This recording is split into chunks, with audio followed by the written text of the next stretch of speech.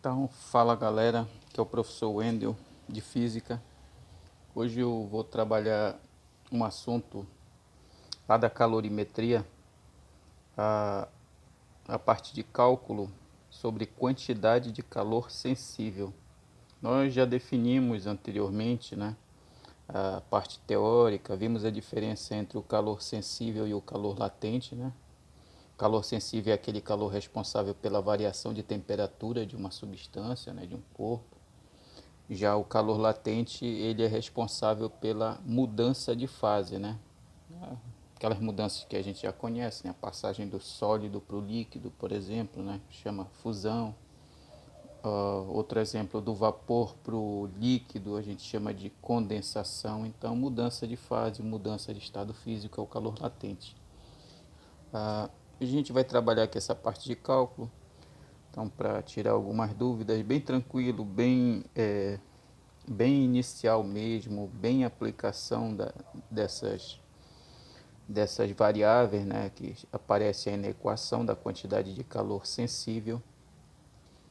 Então, só prestar atenção para depois trabalhar outros exercícios mais avançados.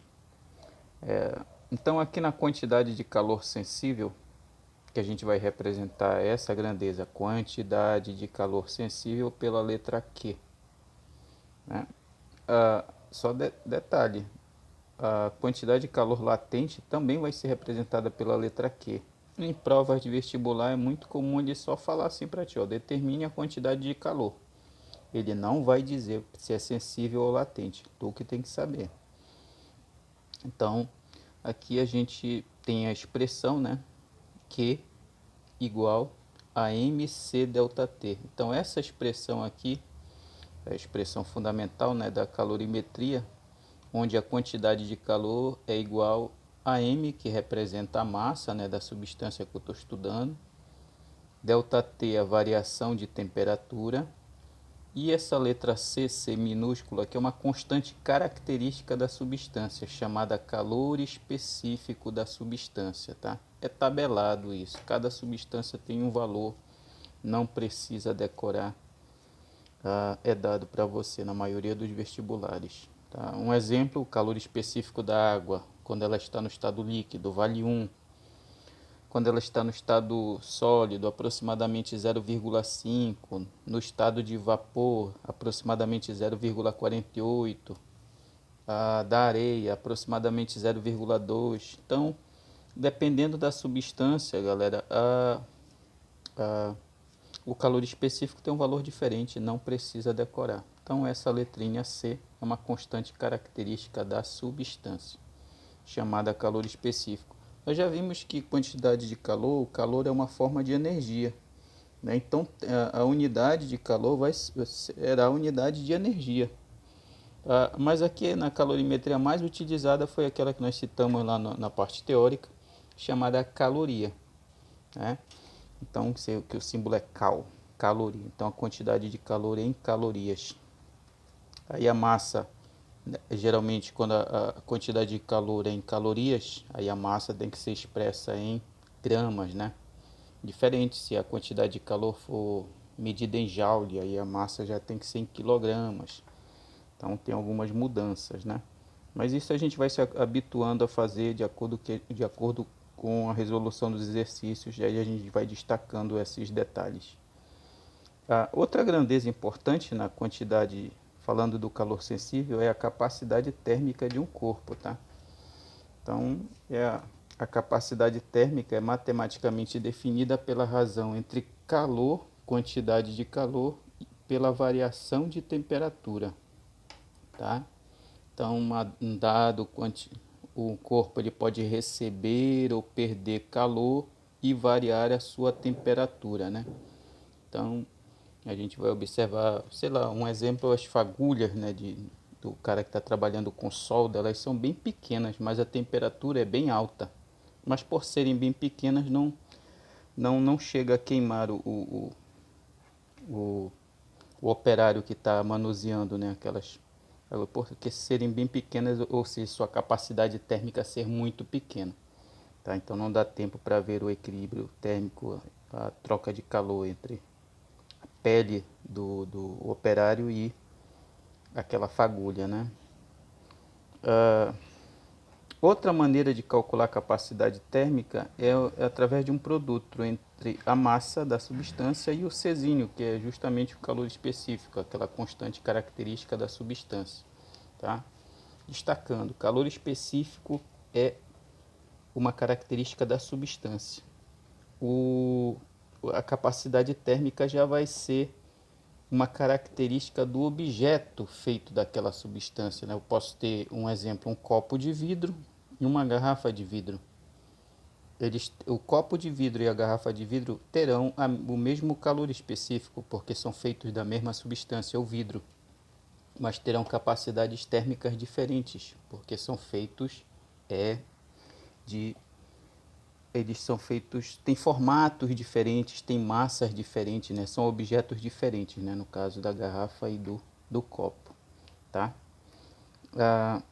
Outra coisa importante aqui é que a capacidade térmica tem como unidade a caloria por grau Celsius, justamente por sua definição matemática, a quantidade de calor medida em calorias e a variação de temperatura em graus Celsius. Caloria por grau Celsius. Então, passar aqui um exemplo rápido, como o vídeo é mais para tirar dúvida da galera que está tendo dificuldade inicial nos cálculos, né? Tirar os dados e anotando os dados para resolver. Então a gente faz isso aqui. Coloquei aqui um exemplo rápido só para a gente aplicar a equação. Um corpo de massa 150 gramas, aí tu já vai na tua resolução, anota os dados. M, que a massa é igual a 150 gramas. É aquecido de, duas temperaturas, uma no início e outra no fim, né? Lembra, a gente já falou isso, variação de temperatura. Como é que eu acho, professor, a variação de temperatura? É só fazer a final menos a inicial. Então vai ser 25 menos 5, que vai dar 20 graus Celsius. Então essa foi a variação, né? Já que a temperatura aumentou de 5 para 25. Quanto foi que variou? 20, tá?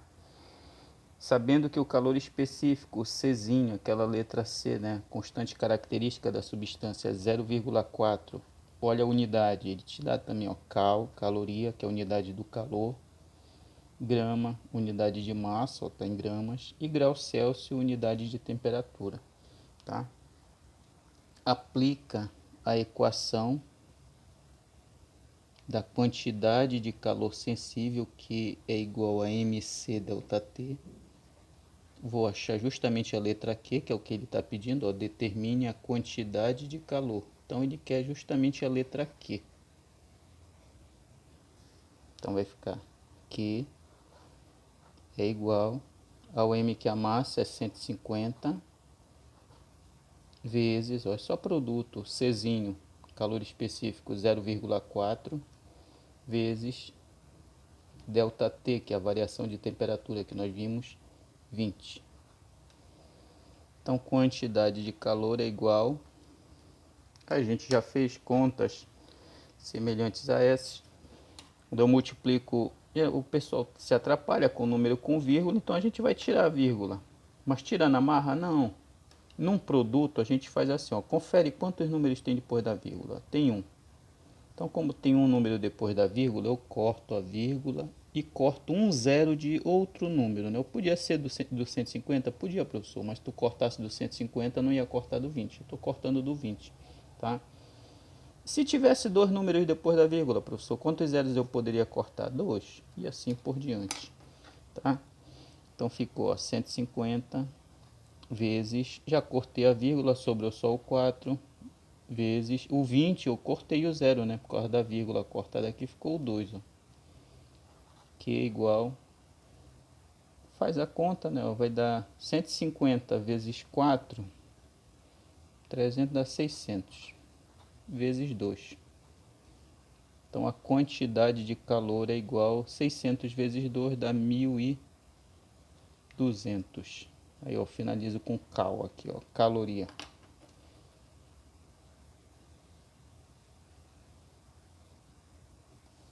Então 1.200 calorias, né? Positivo, aí justamente porque como foi aquecido, o corpo recebeu calor, então a quantidade tinha que ser positiva mesmo, tá?